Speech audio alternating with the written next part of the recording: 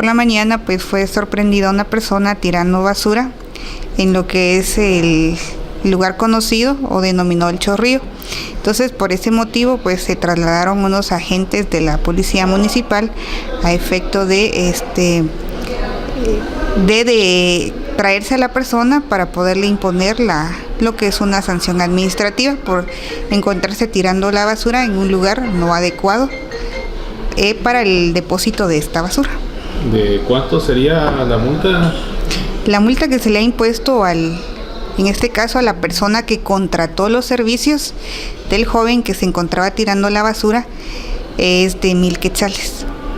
¿No se conoce de qué empresa o de qué lugar venía esta basura?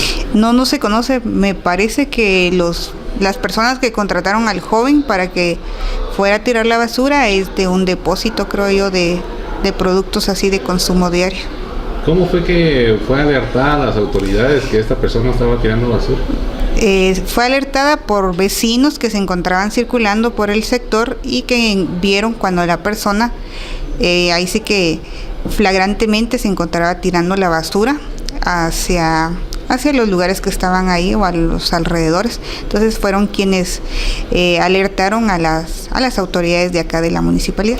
Podría comunicarse a la municipalidad, así como también a la Policía Nacional Civil, que son las personas encargadas para hacerlo del conocimiento del Juzgado de Asuntos Municipales para imponerle lo que es una sanción administrativa, que en este caso sería una multa.